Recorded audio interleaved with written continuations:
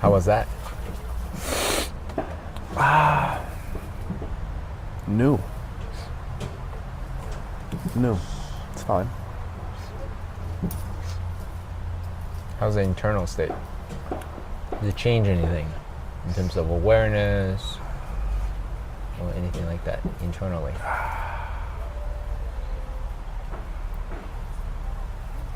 I think there's some post-nasal drainage. Yeah. A little bit of eye watering. But as far as, like you said before, the mental state, no. Okay. Yeah. Beautiful. Would you like some water? No, I'm okay. Okay. Well, let me know. I have a lot of water. Okay. Sweet. All right. Fantastic. So I'm really excited to have you here today. Sulu. Did I say it right properly? Yep. Okay. Beautiful. I met Sulu at our meditation retreat, and he just exudes such a powerful, confident presence. And I was really moved, even more so, by the way he makes people feel about themselves. So after every interaction that he will have with people, people will just light up, they're more energized. So I can't wait to really engage and dive in deeper into this conversation. Do you mind telling people a little bit about what is it that you do, what makes you who you are, just so that people have some relatedness to who you are? Maybe a couple minutes of this, and then we can dive deeper. I think I'll take that water. I'll sip some of that water. Sure. Thank you, brother. Yeah, of course. It's warm too, huh? Thank you. I'll leave it here. Okay, so, I kind of went into it a little bit earlier where I talked a little bit about being brought into this world. We're brought into this world and we're cared for by a parent, two parents, or some guardian. And that individual is seeking our best interest. But I believe that at some point, it's our job to break away and actually question those values that we've been taught, so that we can kind of come to our own conclusion. I don't think we necessarily have to get rid of those values that we're taught, but I think it's okay to question them, because not everything we're taught is right. I was born in Sierra Leone, West Africa. And in my country, we eat a lot of beef, we eat chicken, we eat stews, and there's an oil that we use that's very rich in cholesterol. It's called palm oil. But I've grown to understand and learn that in certain individuals, myself being one of them, like meat and chicken isn't something that I really want in my life, In addition, that palm oil isn't something that I really want in my life. So I think it was hard for my mother to kind of accept that in the beginning. It's like, you grew up on this stuff. I've been giving you this all your life. You haven't gotten sick. You've been healthy. It's made you who you are. And although there may be some truth in that, like I said, I'm questioning that. New information is discovered, things are learned, and the way you grow is not necessarily the way that you should continue to grow. So that's my belief system right now, especially after the retreat that we met on, the enlightenment, the growth, the questioning, the finding out what is all of this. I was having a talk last night with a couple new tenants that I have in my place. And I was explaining to them about how kind of finding out what my caveat is. Some people, it's the environment. We all know Leonardo DiCaprio, he's big on the environment, right? Global warming and these things. That's his thing, right? So my thing, I feel like, is the mind and depression. I have family members who suffer from depression. That sadness of feeling like there's nothing else left in life. And luckily, I've been fortunate enough to not get to that level. Well, I've had my hardships for sure. You know what I mean? They come and they go. I've had probably, in some cases, I feel like I've had more hardships than many, than the majority. But still, I have this element of faith. And I think that's my whole thing, to impart this idea and this notion that you'll get through it. Hang in there, be strong. You'll get through it. So that's my thing right now. That's really my thing. That's really where my heart lies. That's beautiful. Thanks for sharing. Yeah. So my purpose in life, simply said, is to elevate human consciousness, also alleviate suffering. So part of my thing right now, I'm actively meditating on and then taking action for, is really explore the question of what is this cause for human suffering?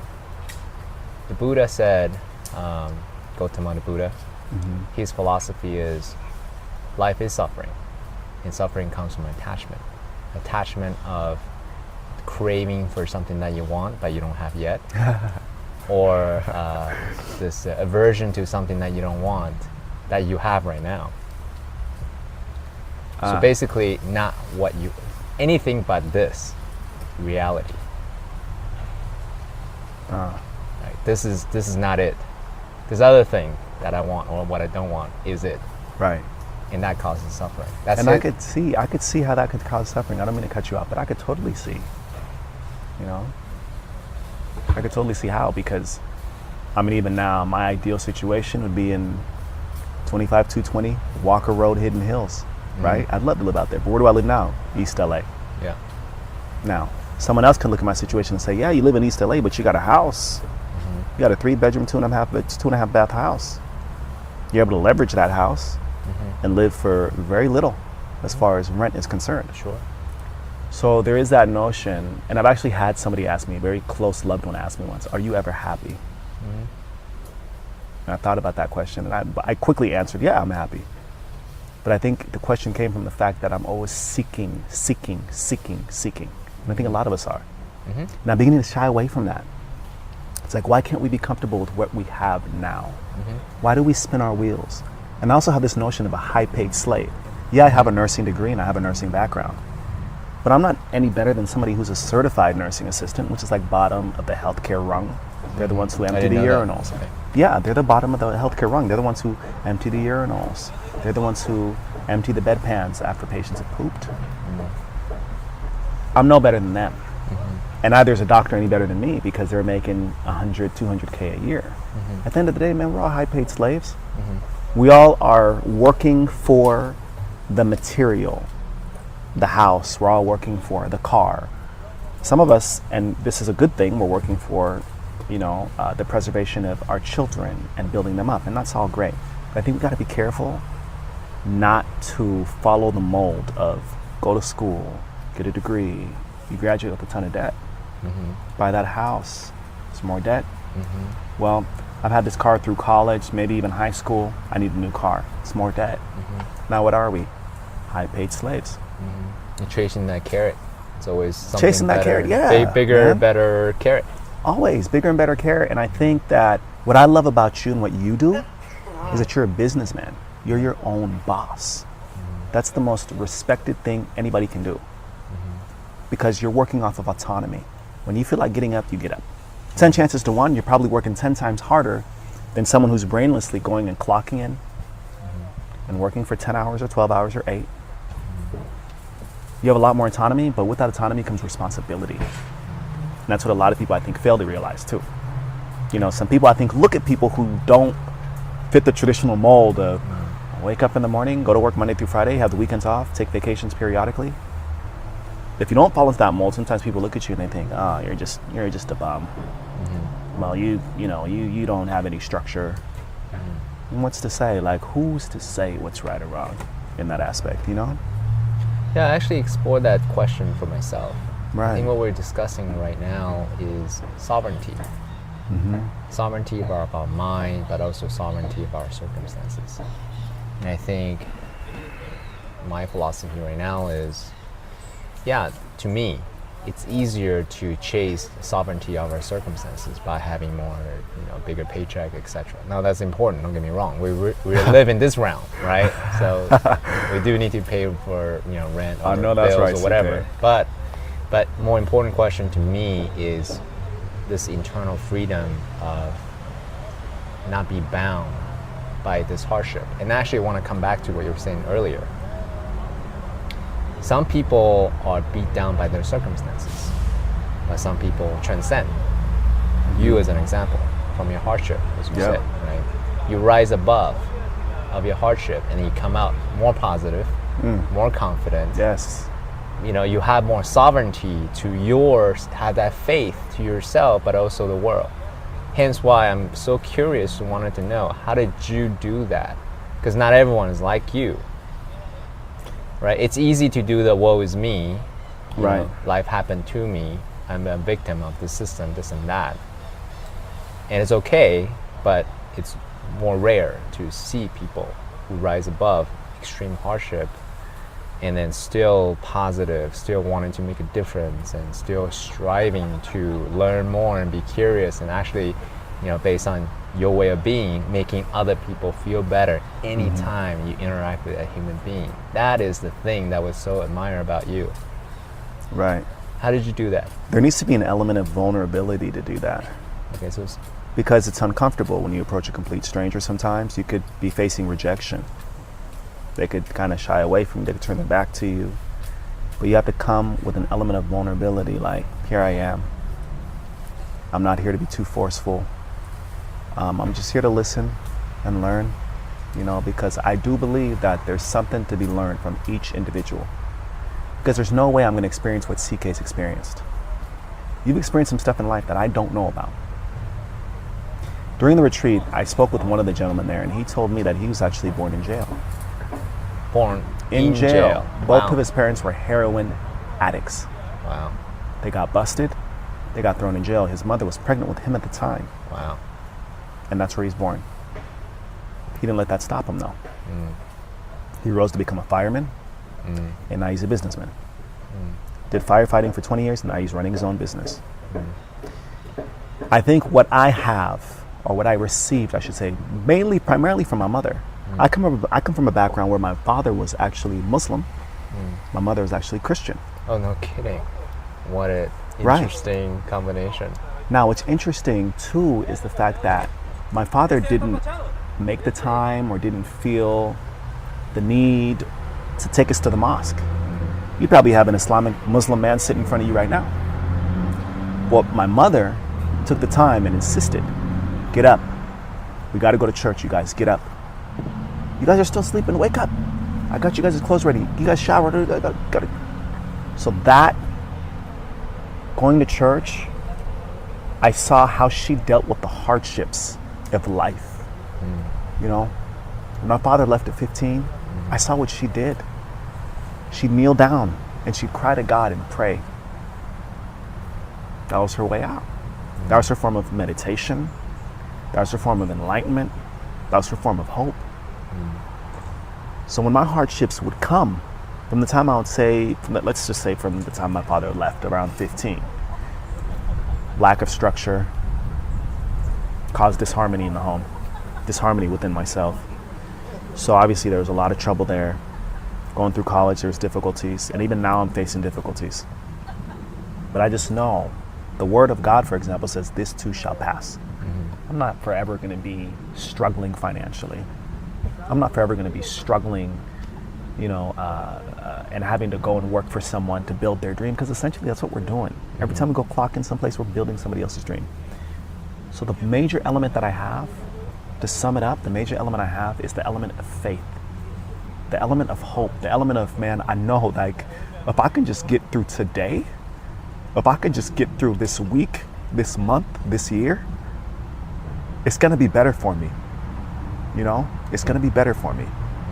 And sometimes when I'll use the word counseling someone else, or when I'm in somebody else's presence and I hear their story, I just try to offer a little bit of encouragement, a little bit of like, I see you, like, I know what you're going through, I get it.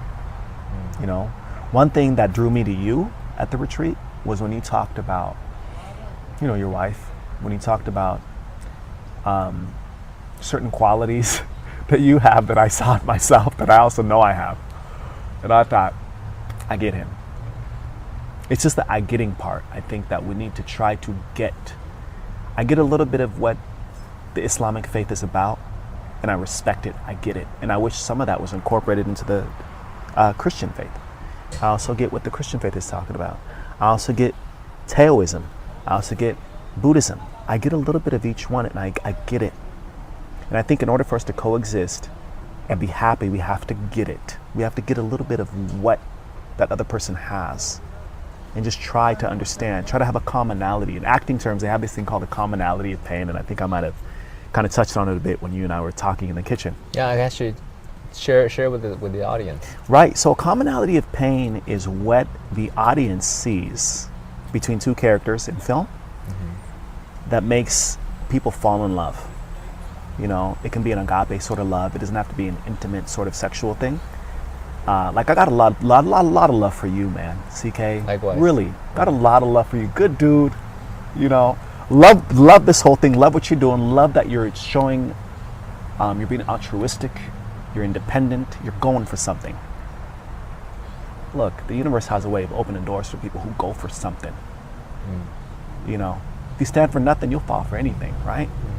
You stand for something. You stand for your beliefs. I respect that. I wholeheartedly, man. Like, respect and love all day. Like, I respect that a lot. You know. Yeah. So the commonality thing just has a lot to do with the reason why certain audiences fall in love with actors, or two people fall in love with each other, is this commonality of pain. Seeing the person's pain, the anguish, and saying, I see you, I get it, we're here in this moment together.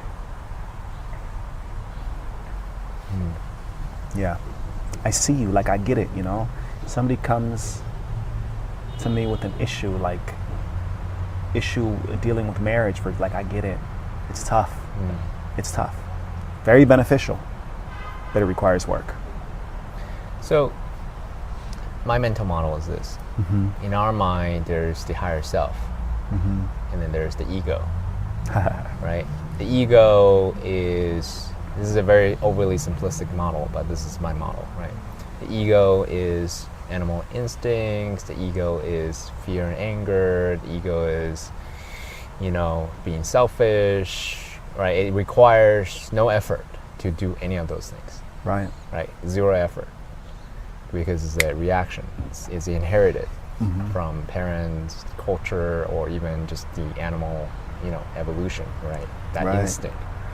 The higher self is choose to do the right thing. Whatever that right thing is for you, but that right thing, right? That you, in the inner knowing of this is the right thing to do, out in the inside of integrity.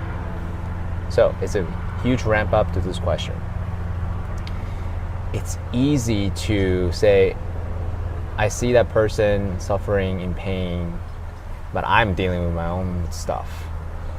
I'll wait until I handle my stuff Before I help or reach a hand. And so I'm curious to know your path, your evolution. Was it always this effortless to be that friend, to be that first one, say you got this?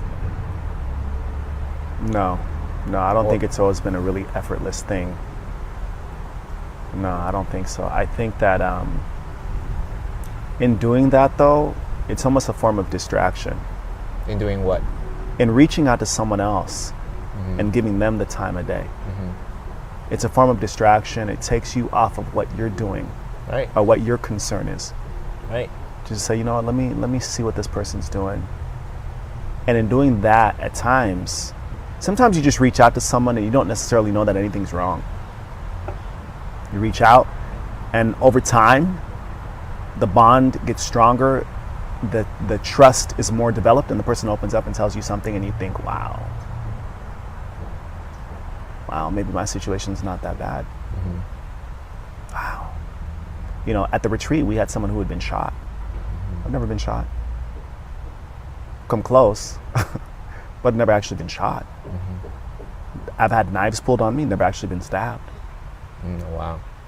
So this trauma has happened to a different individual, and I think, wow, thank God.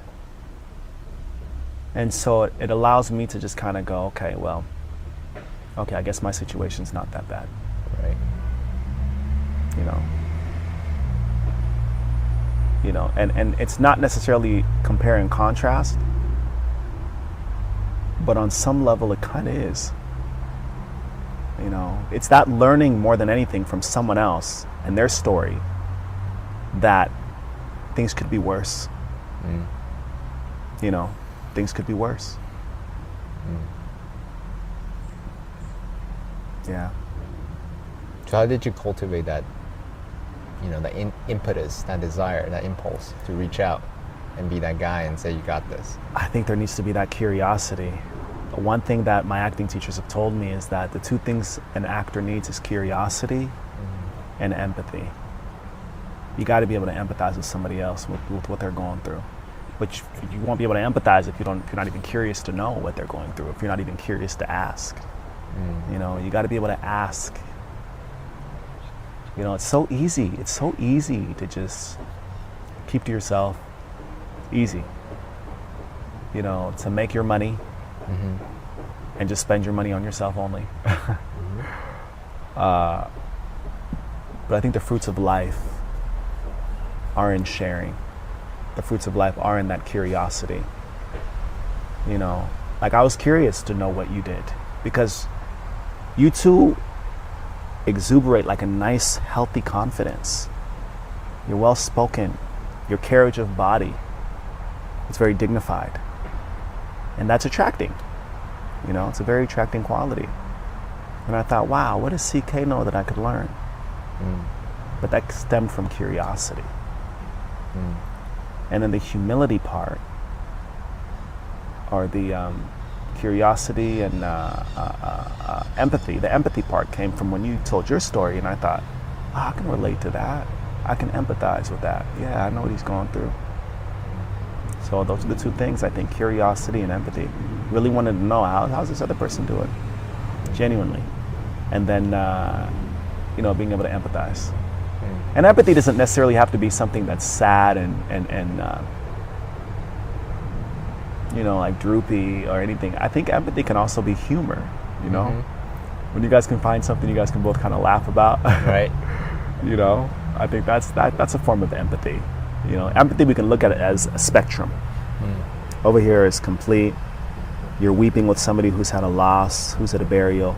And over here it's, you guys are laughing together at a comedy club about something that's you guys both find hilarious. I think it can be anywhere on that spectrum. Or even now, maybe you and I in this moment are somewhere in the middle where we might go a little bit on the emotional side. I tend to be pretty easy with my emotion. Yeah. And then also, we'll have a smile even, or maybe even a laugh. So I think with the empathy, it's just on a spectrum. It can just go anywhere. Beautiful. Yeah. Thank you. I do have follow-up questions, but let's do a hape. Yeah? Yeah. Okay, cool. Down for that. All right. It's like hearing is sharper. The birds, these women talking, somebody hammering in the distance.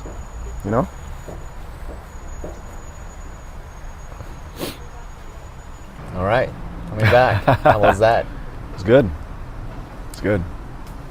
Scale 1 to 10, 10 being most challenging, difficult, painful. It's probably a 8. Yeah. Yeah, because it's new. Yeah. I think some things when you have them for the first time and they're new, you don't even know it until later on. Yeah. I think with hape, it's pretty immediate. Yeah. I took it like a champ. I remember the first time I took it, I was like, why wouldn't anyone want to do this? This is torture. It's terrible. And then at what point did you feel like there's a change? No, it's still challenging. But I realized I want to lean into adversity. And this is a way for me to practice. I don't want to wait until adversity comes to me.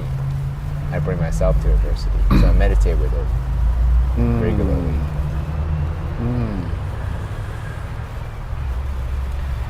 I want to explore emotions a little bit more. As an actor, you are pretty masterful at empathizing as well as accessing emotions in your life, right?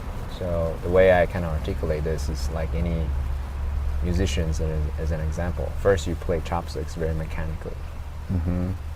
Then as you get better, you're able to understand the nuance of the tone, how light you want to hit that key, and then it becomes a way to express yourself through that.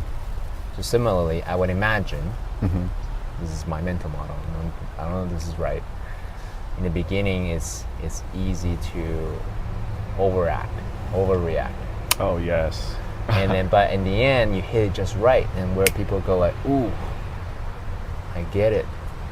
So it's no longer, it's more about subtleties, Exactly, in the nuances. the nuance, right? It's interesting you bring the that up. emotion is very complex.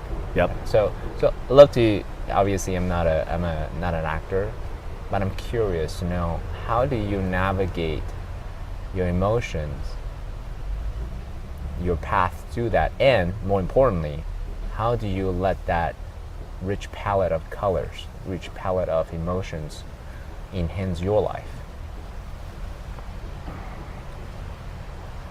The first studio I trained at in LA was Ivana Chubbuck's studio. And the very first thing she looks at is an overall objective. In life, and I think I brought this up to you a little bit during the retreat too, I think that some people are just in search of love. You know, in whatever form. Maybe they lack the love from their parent, or maybe they got all the love from the parent that they needed, and now it's more of a companionship that they're seeking. On the other side, some people just want power. That comes in the form of respect, right? So that's one thing I was taught. It's the love and the power. And then from there, there's a scene objective. In each specific scene, in a film, in a play, there's a specific scene objective. One thing that tends to work for me when I think of love and the seeking of that love is using, for example, my father. You know, being that my father left when I was 15, I think there are many days I just picture myself kind of looking out of the window off into the distance, just in search of, like, when's my dad gonna come back? And I think with each child, it's like they think, is there something I could have done? Is there something I can do? A lot of cases, there's really nothing we can do. But that's one thing that I learned at that studio. It's the overall objective, the scene objective, and then it's looking for specifics. They always say the details. It's the details that make a great actor. With each word, with each line, with each monologue, and then with listening. Someone can explain something to you, and it'll strike a chord within you, and that'll evoke some kind of emotion. Likewise, as you're speaking, you can be picturing what you're saying, and that'll evoke an emotion, you know? I think for me, when I think about, like, my son, for example, and I being in his life, what that would mean to him. For him not to be able to look up in a stand, for example, if he's on a football field, and see his dad clapping for him, cheering him on, I think that'd be really painful. So a lot of times in my imagination, I'll picture those sorts of things. You know, I'll picture him being at school, for example, and it being like a parent-teacher conference, and him being there with only his mom. Mothers are very powerful. Women are very powerful. There's a sufficiency there, but there's nothing like having both people there to have your back. As a child, I think having your mom and having your dad there for you. So my source of what I can use for abandonment is my father. The fact that he wasn't there. I remember the day I graduated from college. Right now, and I can feel myself. One thing that I try to do is speak from the heart during our morning talks. He always said, get out of here. No, just in general. During our morning talks at the retreat, we were told to speak from the heart. Because when we try to intellectualize things too much, it's tough. Because everybody's mind is different, but the heart is something that's a stronger commonality in people. It's a stronger thread between two individuals. That's what I know for a fact. So when I speak from the heart, I think that's when the emotion comes.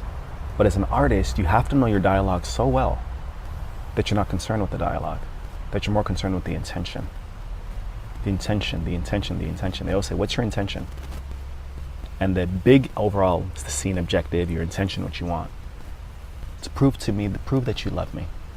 You know, I think about my dad and I'm like, if you love me, how come you didn't make the effort to come to my high school graduation, for example? Or how come you didn't make the effort to come to my college graduation? I remember the day I graduated from college, man, I cried the whole day. I was crying. My mother just kept saying, stop crying, It's okay, you've done it. But those tears were coming from the fact that there's an emptiness there.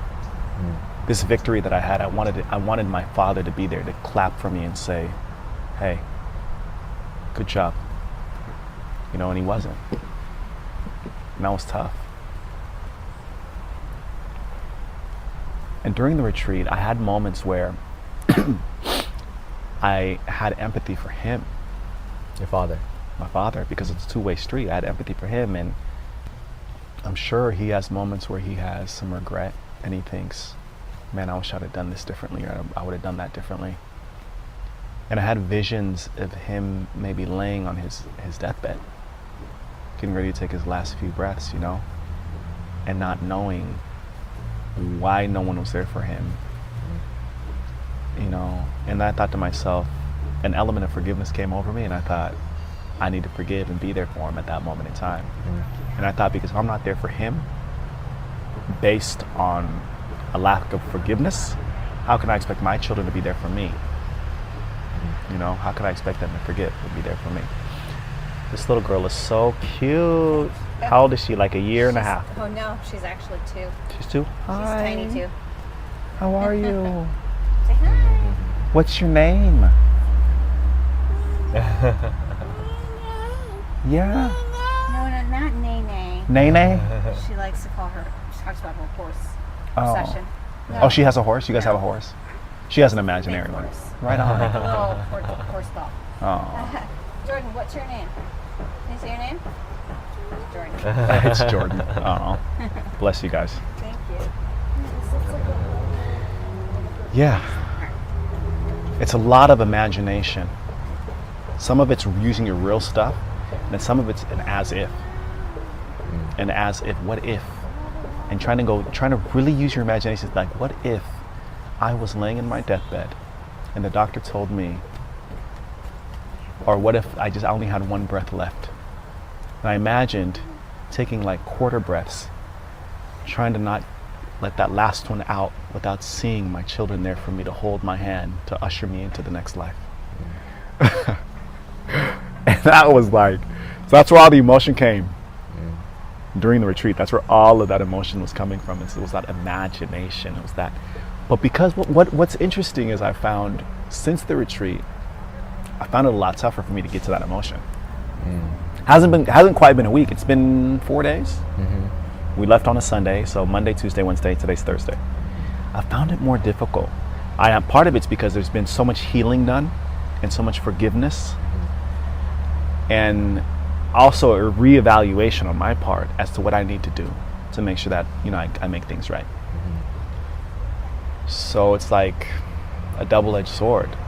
You know, you can keep all your pain and use that, because a lot of artists, some of us are some of the most troubled people, some of the most damaged people. So there's that. But then if you heal that, if you resolve that, it's like, okay, where do you turn to now for lack of a better term, inspiration? So where do you go for that? You know? So on that note, this is actually what's fascinating to me, because part of my insights coming from the retreat was there's a line between self-indulgent, you know, basically letting emotions use me versus use the emotion, right? Emotion is like the waves in the ocean. I can ride the wave. It's very, very powerful. But if I don't resolve my own trauma, whatever, and then now the emotions are using me, and that's where suffering is coming from. You've seen people who were there, they were angry, rightfully so, but then leaning more into more anger. Right. And that's the process they needed to do to transcend it. I understand that. But at the same time, you don't want to indulge in that anger and sadness and trauma and all these other things. I mean, because going back to the very beginning of what we talked about, that's where suffering comes from. Absolutely. So how do you, as an artist, but also as a human being, I'm curious to know, now that you have this rich palette of emotions, you can recall certain things, you can access it. How do you let that rich palette of emotions enhance your life, outside of acting, enhance your life? I think to be able to show someone who I don't know humanism. Humanism. That Say more will- about that, please. yeah, that we're all in this together. Look, we're all born into this life, and for the next 100 years, and for the past 100 years, we're gonna be in this together. You know, we're in this. If you look at our grandparents, they did their 100 years, plus or minus 30 years, 30, 40 years, depending obviously on ailments and diseases and everything else. And then for the next 100 years, like, we're gonna be in this together. So it's that showing that humanism, that, how do I say this? Like, we're all here right now. So whatever you're feeling, whatever's ailing you, whatever's troubling you, it's the same thing that's ailing and troubling me. How can I be happy if you're not happy? How can I be happy knowing that right now there's someone who woke up this morning? We're going on to what is it, about 3? About 3 o'clock? We're going on to 3 o'clock. Someone hasn't had a single bite of food to eat today. Someone out there hasn't had a single bite of food, and they're suffering. So how do I continue to go on in my life being happy, knowing that they're suffering? And then how can I change that? How do I change that narrative? So one of the phrases that really hit me during the retreat was, oftentimes, I'm summarizing this. Paraphrasing, yeah. Yeah, paraphrasing.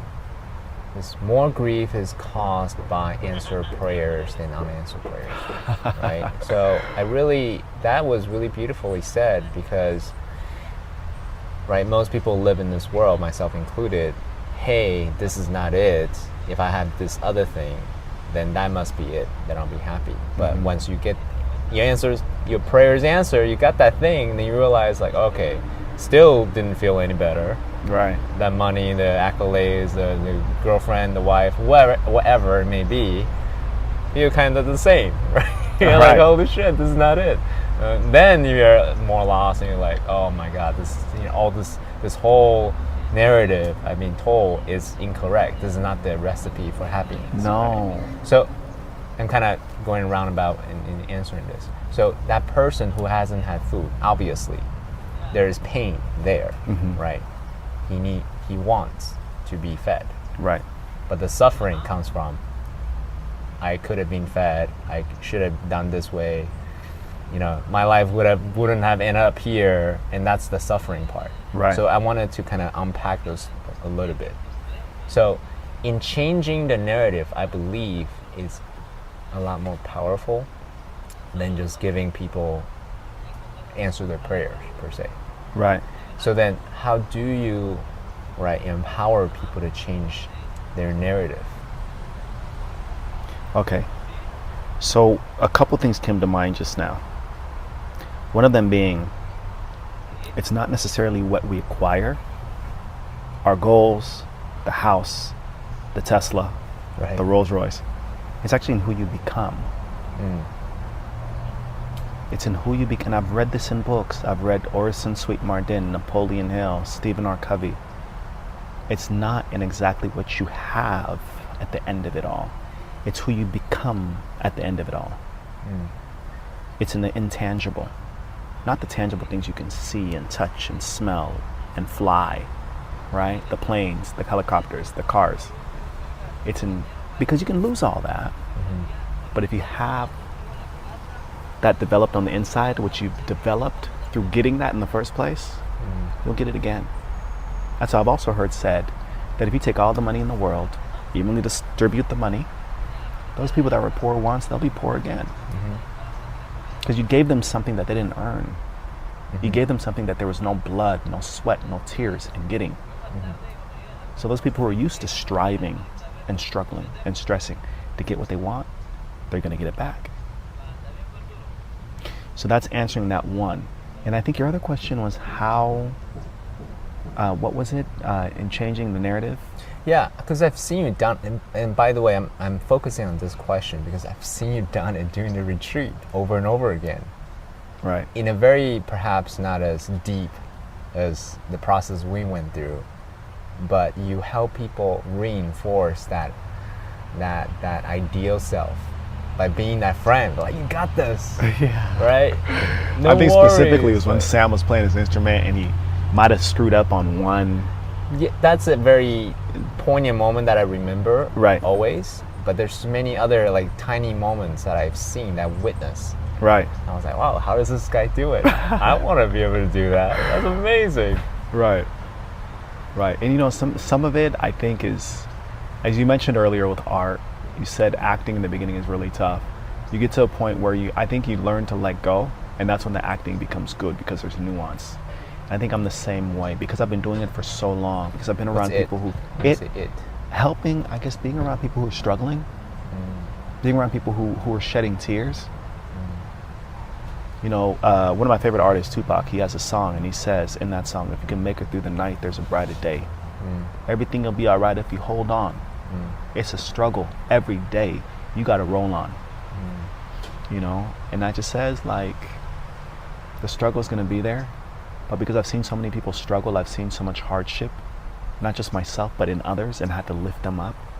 And I think it starts at a young age, man, primarily family. I was there when my mom was, you know, crying and begging God, like, and asking God why. I was there when she'd rush out of the home to go work to make money because she's got 3 small kids at home that she has to feed and a mortgage that she has to pay. And I was her source of strength on a lot of levels, because I know even now she says, oh, your brothers and sisters, they're not like you. They're not like you. Your brothers and sisters are not like you. And I always tell her, Mom, they're not going to be like me. Everyone's different.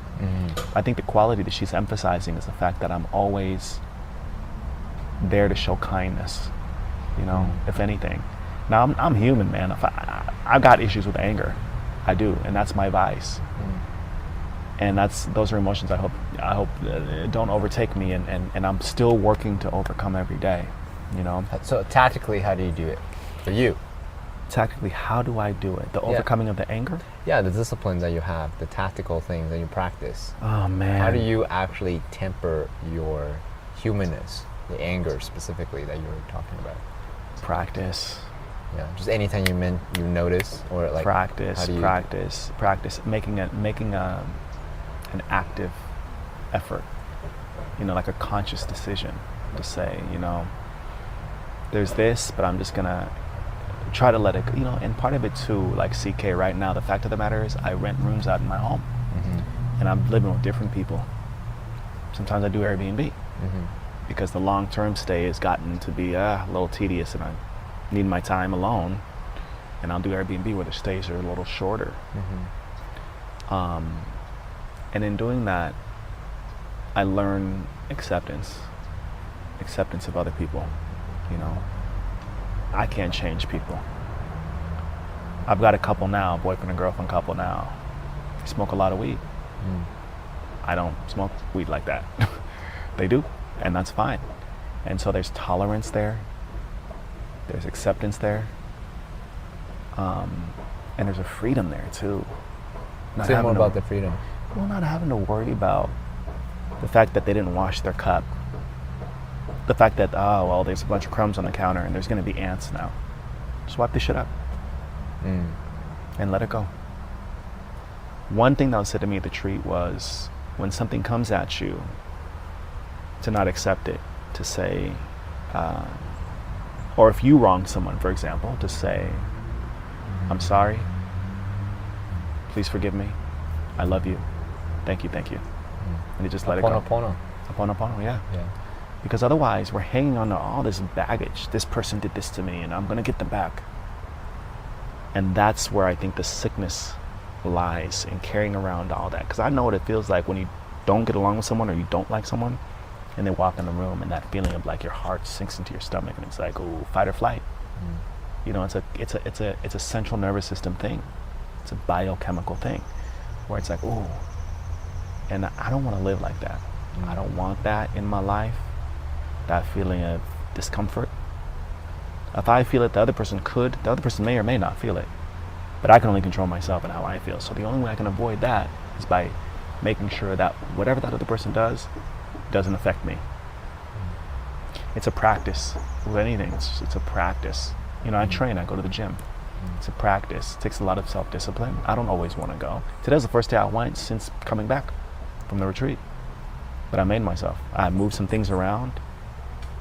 My priority was getting here to this podcast. It was very important to me. You're very welcome. Very, very welcome. That was important to me. I made that a priority. and I made just going out to the gym for a moment a priority over making a couple appointments to make some money, which is okay, which is totally fine with me. But it's a choice, and it's all choices. And I'm realizing that it's a choice. I have a choice to be angry. To be angry. If I want to be angry, I can be angry. It's a choice. But I'm trying to decide to not be angry. You know, I'm trying to, like, there's this cute girl that walked by. I'm trying to decide not to look, you know. And it's okay, I guess, every once in a while. But it's all on what your ideal is. And right now, my ideal is to not allow myself to get angry and to show more kindness to people. It's an ongoing thing. So what I hear is this is interesting. So I heard something someone said in a podcast today, which is it's an identity one takes on, as a way of being one takes on, versus an action that one takes. So for example, the difference between I don't smoke, I don't drink, that's just what I am. I'm a kind person, that's just what you are, right? So they come from the action you took, of course, it's going to be in alignment with that identity, right? Versus, I'm trying to quit smoking. I'm trying to, I don't know, not drink, or I'm trying to not be angry. Then you're still that. You're still that angry person, because you're trying, right? Then you're just changing the action rather than changing the how you perceive yourself. The exactly. identity. And so what I hear is. Who you are as a person is, you say to yourself, I don't know if this is true, but I'm a kind person. So therefore, whatever you do, you got this.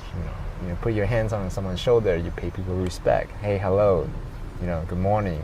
It's like little things that I watch you do. I was like, oh my God, this guy's amazing. I wish Thank you, brother. I think that actually is a distinction. Thank you, at least brother. how I distinguish it for myself.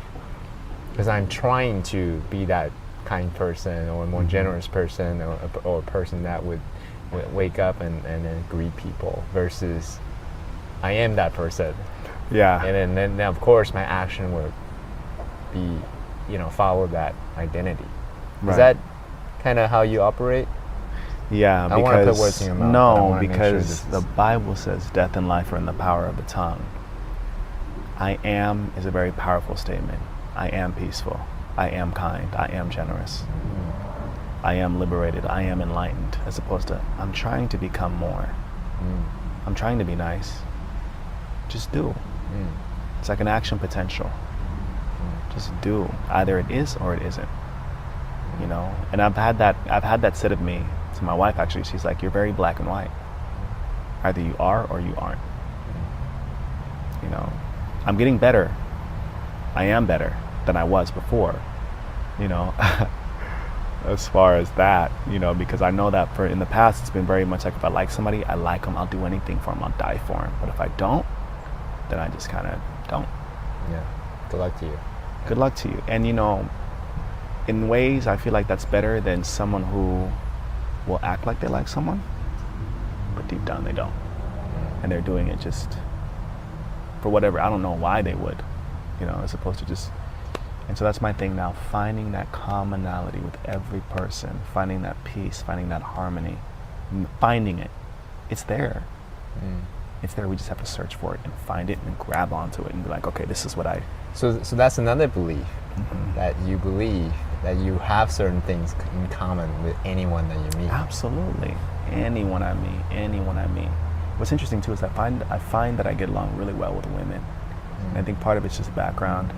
Being surrounded by women. I mean, my wife, my daughter was our firstborn girl. My mother, aunties, who've always been there for me. Even the two girls I went on the retreat with. Coincidentally, two girls, two women. So there's a deep respect there for women. There really is. Yeah. Beautiful.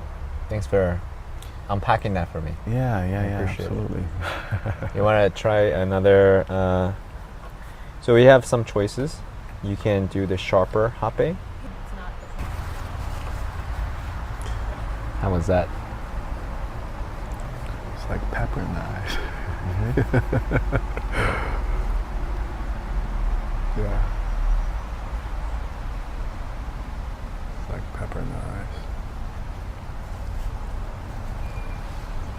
You took it like a champ. Huh? Like you took it like it's nothing. Pretty strong. Yeah. How about internal state?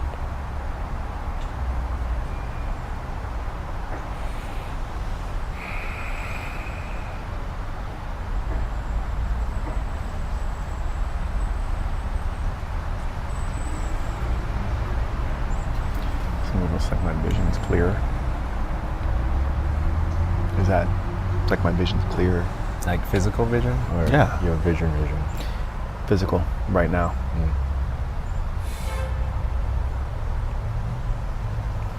Yeah. Beautiful. Most people would be like crying or whining about the pain. You just took it. Yeah. Nice. Do you find that the tolerance for physical pain translate nicely to other areas in life? Yeah, I think I have a pretty high tolerance for pain. You know, pain I think can be felt in the form of struggle in my physical, because physical bodily ailments, I don't have many. I do have like neck pain. For a while there, over the summer, I was running about 6 miles a day, 5 days a week.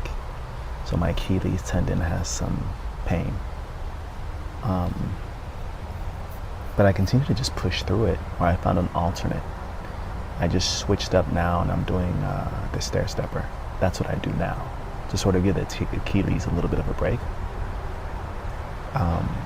And I fight through it because I find to have more pain when I'm static and not moving than I do when I'm actually moving. Physical pain. Yes. Okay. It's almost like more creaks and pops in my knees and things. I don't know how old you are. You look like you're pretty young. I'm 40. I would have never guessed that in a million years. Yeah. I was going to guess 30s, No, thank you. 34, 32. I'm 34 and I feel a lot of the, you know, they call it crepitus in the knees and a pop. And it's worse when I don't move. That's why I think moving is really important. You know, once you get moving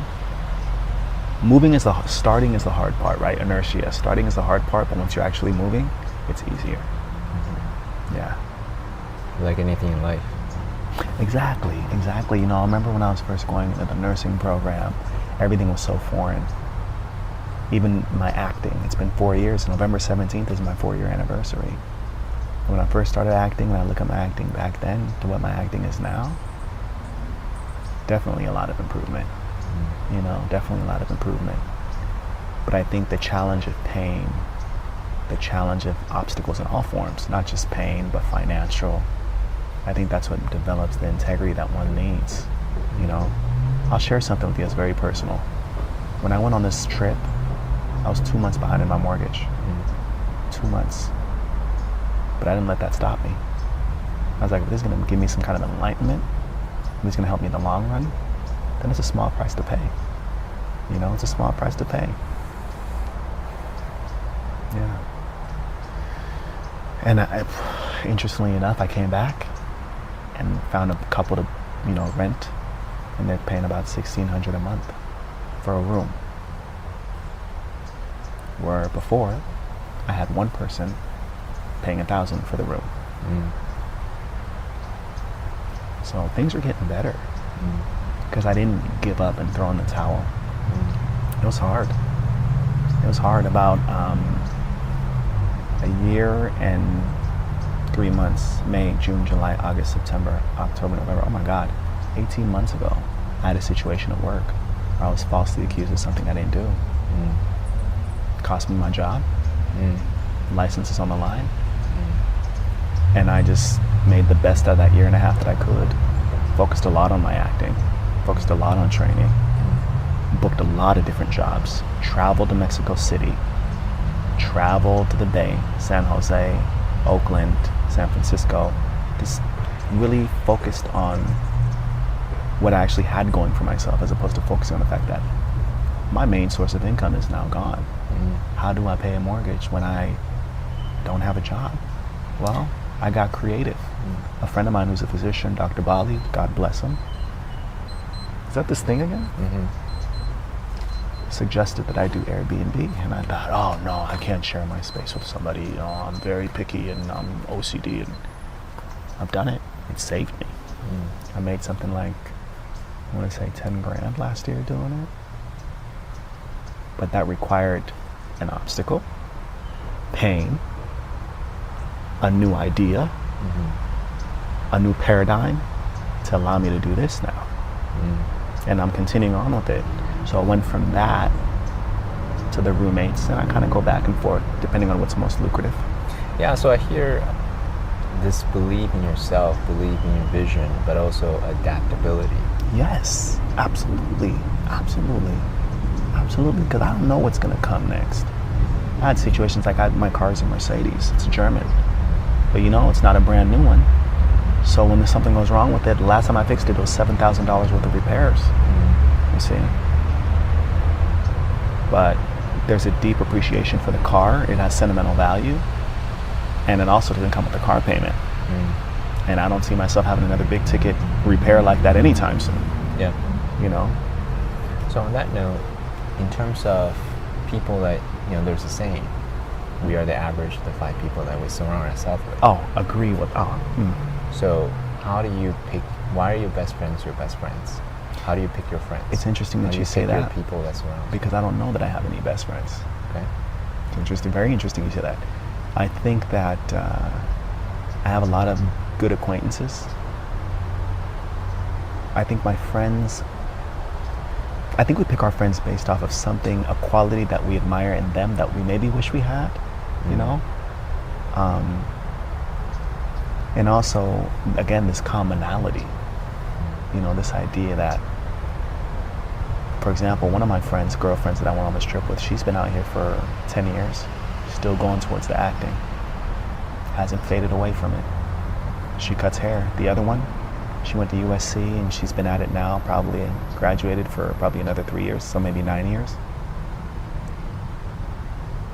I expect a lot to happen in 9 years. I'm just hitting my 4th year. I expect a hell of a lot to happen, you know, in that time. So I'm kind of with them to give them a source of hope and inspiration and a new breath of fresh air, I think is what I bring to them. And what they bring to me is the wisdom and knowledge that they've already gained in that 9 or 10 years. So it's a give. I think that, again, being out of your comfort zone goes with finding actors who are far, far greater than I am as far as craft. I have a friend now, Samuel Tibi. He's been in movies with Nicolas Cage, Bruce Willis, and he's a friend. And I think I give him, again, this inspiration, this exhilaration of, he wakes up, he goes to the gym, and he goes home and he tapes, and he goes to auditions, and he does self-tapes, and he reads books, and he's just, I think I give him that source of, like, it's a wave that I think people want to ride. And then also I'm getting what I can from them, you know, as well. It's fire. Yeah, fire in the belly. that fire in my belly that's just burning, that people are just seeing, like, you know. And I think that's why things like prayer, meditation, they all go hand in hand, because you have to see it and hear first. See it and hear first. Like, I, from time to time, have this vision of myself at my mansion in Hidden Hills, 25220 Walker Road, and I've got all of my family members there, and my mom and my dad and my aunties, and they're all there, and they're like, and I'm just weeping and I'm just crying, and they're like, why are you crying? And I'm like, you know, I wanted this so bad.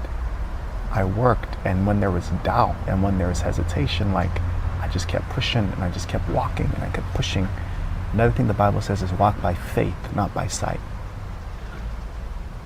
I have to picture my Rolls Royce. I have to picture a happy family. I have to picture my kids going to Round Meadow Elementary School, going to Arthur E. Wright Middle School, going to, you know, Stanford, Harvard, Carnegie Mellon. I have to picture my daughter standing up there and dedicating her speech to her dad and saying, I'm here because my dad taught me how to push.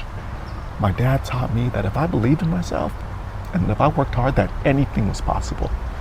You know? I'm here because my brother has said to me in the past, when I'm around my brother, he makes me feel like anything in life is possible. You know? That source of encouragement, I think, is what I want to be able to give to people, you know?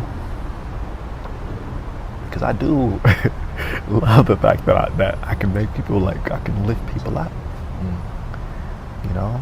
And I think that's what is sometimes missing in the idea of religion.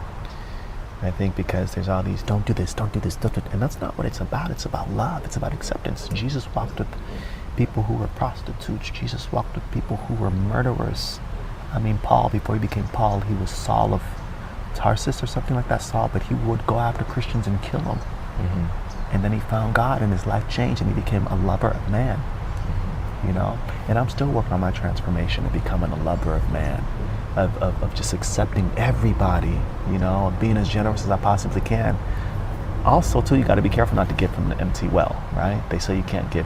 So obviously I have to make sure that I'm building and then I give back. And I continue to build and I give back to bring them up. But I can't give, they rise, give, they rise, and I'm dwindling down. Right. So it's a balance. It's a balancing thing, you know? So one of the things that I'm up to is my friend Ross and I, we are really committed to elevate human consciousness and alleviate suffering, human suffering. Right. If you look at Maslow's hierarchy of needs as a mental model. Yes, I'm familiar. Yeah. There's physiology, you know, giving people food, water, right? And Shelter. Right, shelter is security, like psychological safety. And then love and connection, right? Giving people that, like, hey, you can do this, right, as a human connection. And then there's, but the higher you go, the more elusive it is. The more what? Elusive. How do you measure that? What's elusive? What specifically is elusive? So, for example, the higher of the Maslow's hierarchy of needs, because the higher, the next level up would be, what they call it, feeling that they can't, I can't remember that. What's the fourth level? I can't remember. Oh gosh, I'd have to look it up. Yeah.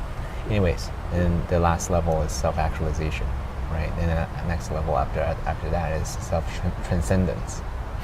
Right? I feel like it's a lifelong journey, man.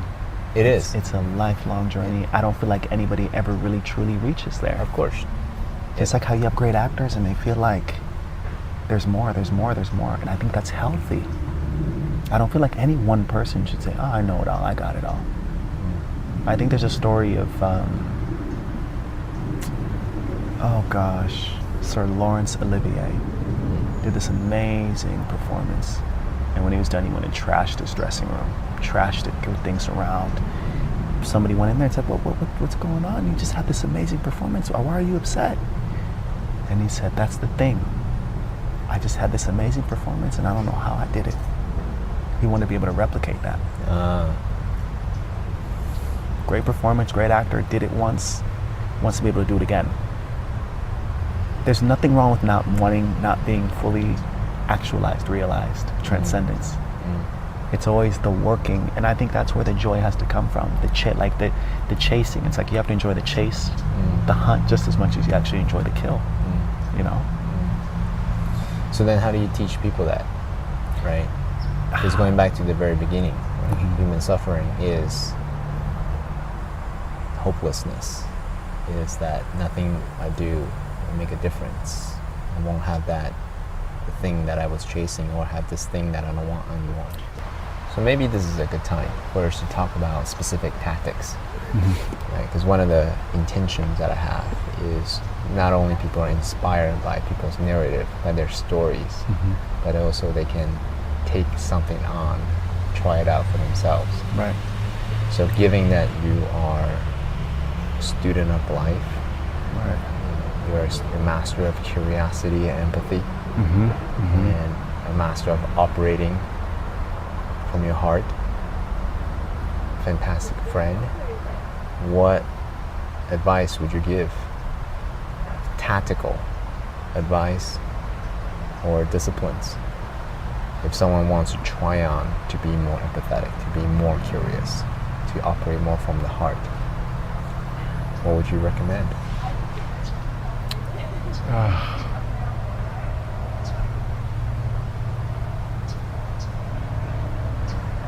I think one has to look at legacy when it's all said and done.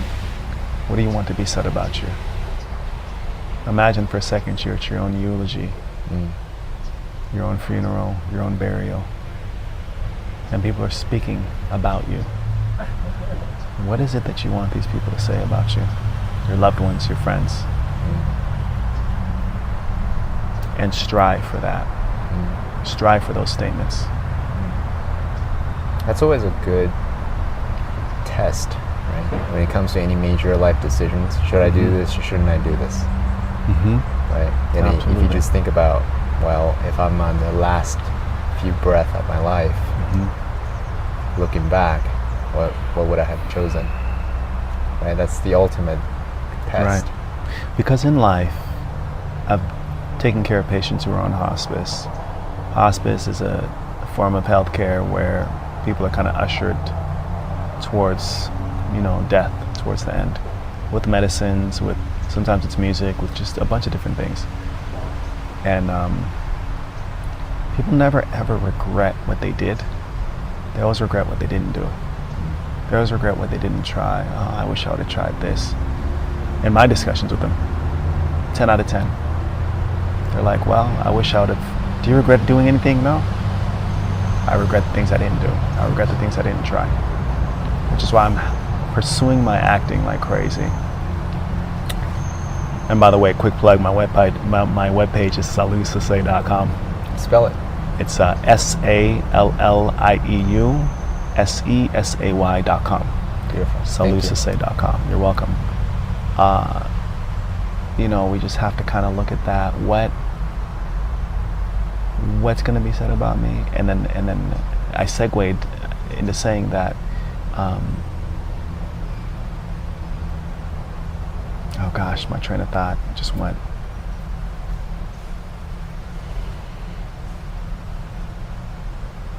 I was saying that what it is that we want to be said about us. And it's why I do my acting, because I talked about hospice and I talked about regret. I don't want to live my life with any regret. Regretting the fact that I did not go after something. Especially when it's something that's just singular and it's about you and you want something specific, you have to try it. Because you're never going to know unless you try. You have to try. Yeah. So what would be something tactical or as a discipline that they can take on? I think try to do as many new experiences as possible. Have friends from all different walks of life. Growing up, I tell you, some of my best friends were Cambodian and Thai, Chinese. I've now have friends that are Indian, friends that are Punjabi, Sri Lankan, Gujarati, friends that are Black American, I have friends that are white, because I want to try to experience as much as I can, so we can draw your own conclusions. So life experiences, that's where it's really at, those memories. I mean, I'll forever have a bond with you, CK, because you and I went through something together. And we were there for 2 full days. And I heard some things that you said that I thought, wow, okay, I'm not the only one that's plagued by this. Or I'm not the only one that has the same notion, the same idea, the same thought. He does too. We also got to share that experience with a bunch of other people, and together, collectively, but then together as a pair, you and me, we got to listen to other people's things and then relate individually and together to that one person or to the group as a whole, collectively. So it's finding that time to bond with people. Even this lady here who says we're disrupting her, or it's not a matter of disrespect, it's just more of we have to find a way to be here together. We will try to compromise and do what we can, but it doesn't mean that we should be removed.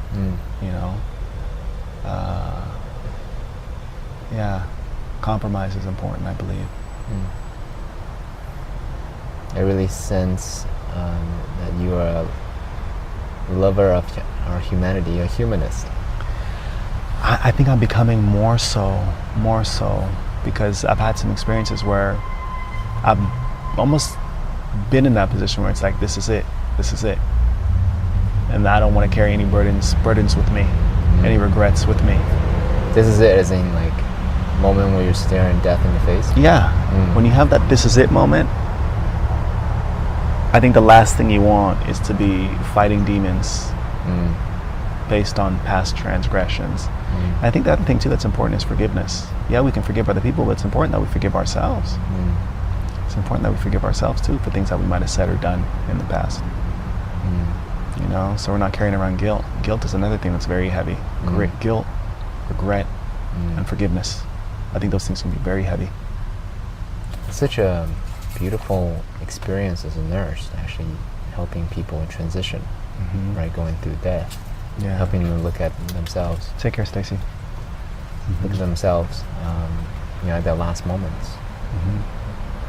And what a rich experience to draw inspiration from for your acting. Oh yeah.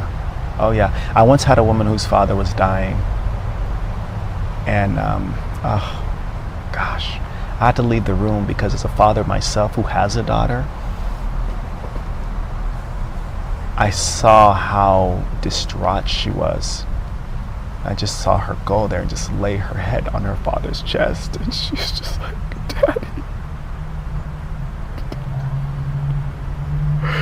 And it was the most devastating thing for her, but it was also one of the most beautiful things I've ever seen. For someone to just have complete disregard of what's going on around and to just give all the attention to one person, and she just laid her head on her dad's chest and she just wept and she just cried for her dad. And I thought, oh my God, what a beautiful way to go. If there's any way to go as a parent, you want to go with your children or your child's head on your chest, you know?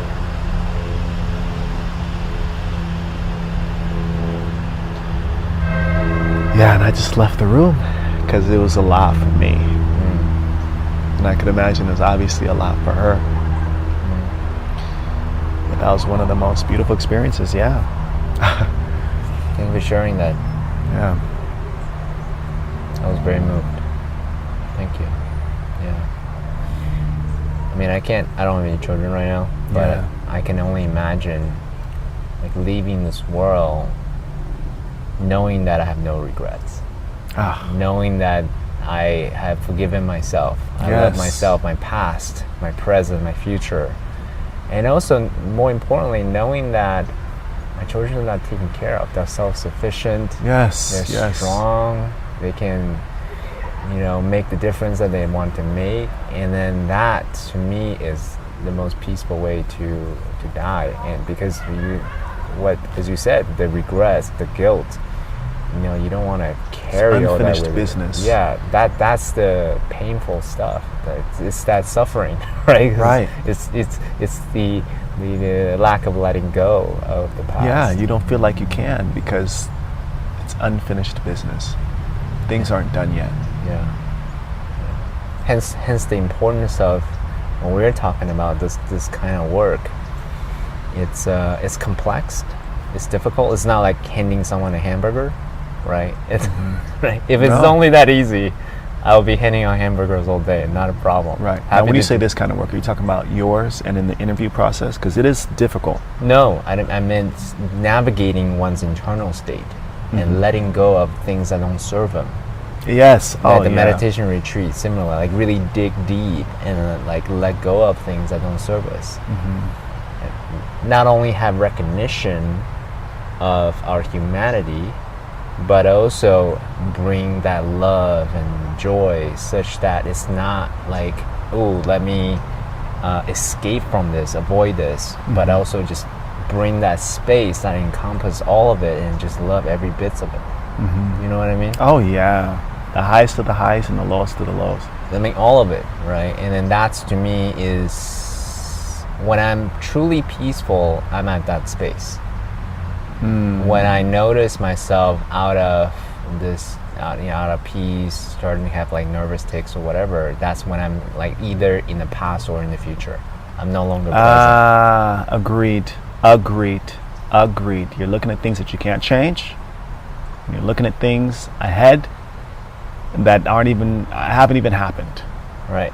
Fear, false expectations appearing real. Right. That not in this moment. I'm no longer in this moment. Yeah. Yeah. I agree. Yeah. 100%. So Salu, I want to really acknowledge you for the space you bring to this conversation. I so appreciate your presence. I so appreciate the your experience as a nurse, as an actor, how you navigated your internal, emotions operating from your heart, forgiving your father, how you interacted with, our neighbor, in a way that brings such a. You're grounded in your power. At the same time, you respected her wish, right? And that was just a test, really, to me, right? How you can still have kindness, but stand in your power versus being a pushover. Because one of the things that's easy to do is I want to have empathy for everyone. Therefore, anyone can push me over. No. Right? No, and you can't allow that. There's a strength in, like you said, standing your ground, but being respectful in doing so. And I think that's what you and I did with this situation here, because I think there's a part of everyone that could have easily told her, "Shut up, bitch." Bitch, shut up, old ass bitch. Right. There's a part of us that could have easily and then it could have been an argument. What? No. Then maybe she could have called, maybe this man here walking with his walkie-talkie would have just coincidentally been walking by at the time, and it could have been a huge issue. What if we would have ran into her again? What if you and I go out to lunch after this and we run into her? Then there's a feeling of what's going to happen, a suspense, fight or flight. Now that she smiled at us when she left, because she knew that we came from a place of, we were here first. We were here first. And like I told her, you got to know the rules in order to break them. I didn't know the rules, so she told me the rules. Well, we have to continue with what our assignment is here. We came to do something, a job, and we're going to finish that job. With no disrespect to you. And it worked out fine. We lowered our voices a bit. She maybe concentrated a little bit harder on what she was trying to get, and everybody wins. And you're absolutely right. You cannot be a pushover. But not being a pushover does not necessarily mean being mean. It's finding that medium, like we talked about the spectrum, right?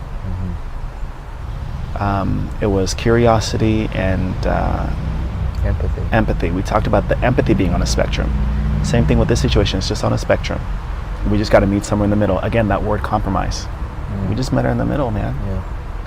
And we can walk away from this situation, from this day, from this area, feeling like we didn't cause any trouble. I didn't cause any trouble. You didn't cause any trouble. We compromised. That's all. Yeah. You brought a lot. Thank you so much for bringing everything. It's my pleasure, man. Thank you. Please, and if you ever need me again, man, I'm more than happy to interview. Yeah.